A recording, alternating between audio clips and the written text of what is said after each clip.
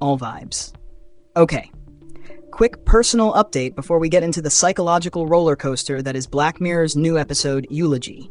I woke up this morning and my underwear had turned completely invisible.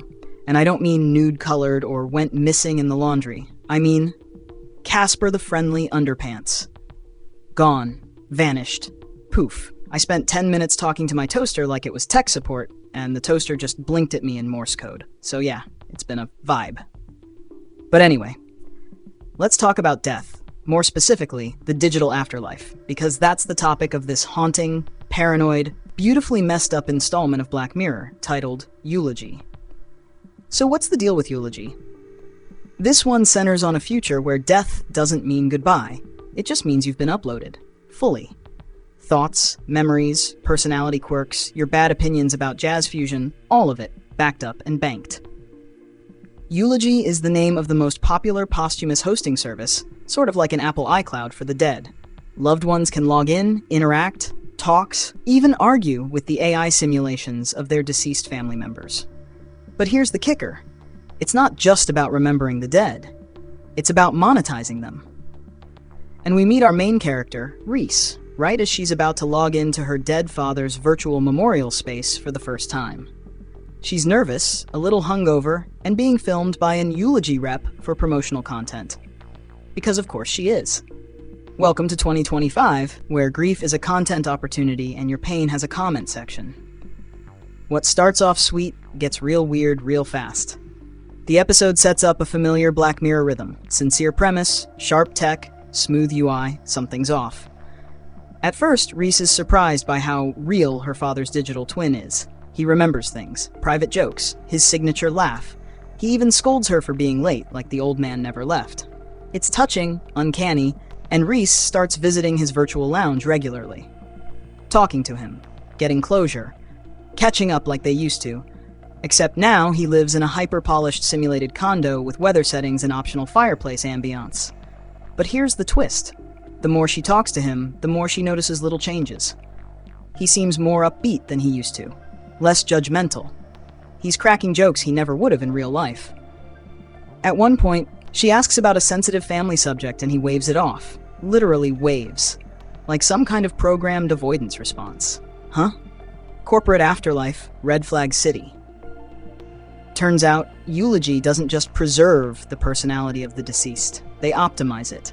Meaning, the AI version of your loved one is subtly tweaked to be less traumatic, more likable, better for your mental health, or more cynically, better for customer retention.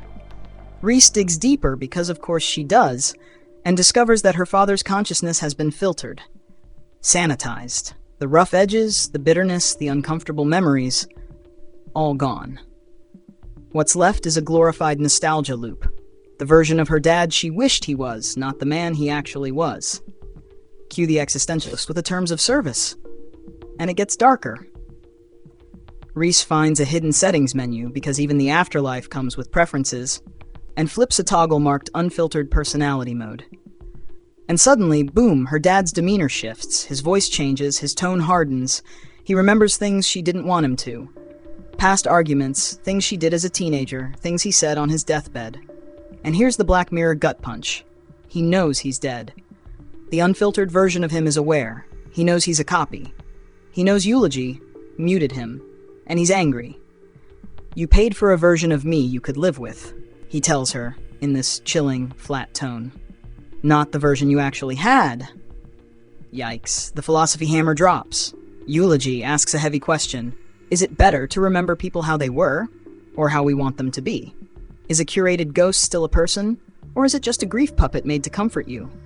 And worse, are we turning our loved ones into emotional fast food? Easy to consume, stripped of depth, complexity, or inconvenience? The show doesn't offer answers, of course. That's the Black Mirror trademark. Just haunting vibes and a techno-anxiety hangover. By the final scene, Reese has to decide whether to keep the unfiltered version of her dad or go back to the feel-good, sanitized one. Her choice? She deletes the whole thing. Not out of rage, but clarity. I'd rather miss him for real, she says, than talk to someone he never was. Then she closes her laptop, and you just sit there, staring. Feeling like someone punched your soul in the gut and whispered thank you for your data on the way out. Unlike the more bombastic episodes of Black Mirror, Eulogy doesn't rely on big twists or gore. It's quiet, cold, personal. It takes something tender, grief, and shows how even that can be turned into a product, a service, a subscription plan. And it's terrifying in that subtle way where you're like, man, I can actually see this being a thing. Like, tomorrow. Because it's already happening, right? We're feeding algorithms with our memories. We're recording every little moment.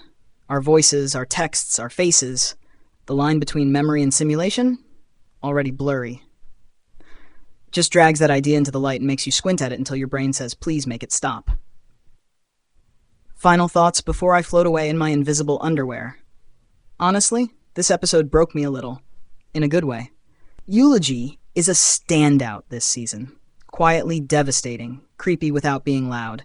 And if you've ever lost someone, it hits with that weird mix of, yeah, I wish I could talk to them again, but not like that. Also, full disclosure, I watched the whole thing while wearing invisible underwear. Totally unrelated. Totally traumatizing. Don't recommend. Especially if you sit on pleather. Alright, folks, that's it for today's Digital Seance. If this episode rattled your e-soul, or made you rethink uploading your Meemaw to a future-proof memory stick, like this video. If your own underwear has ever gone missing in mysterious circumstances, subscribe so we can swap ghost stories. And hey, share this with someone who keeps talking to their dead goldfish through a smart speaker. They need to see this. This is Mind Bang, where the future is weird, grief has a user interface, and nothing is ever truly deleted. See you in the next one, unless I get uploaded first.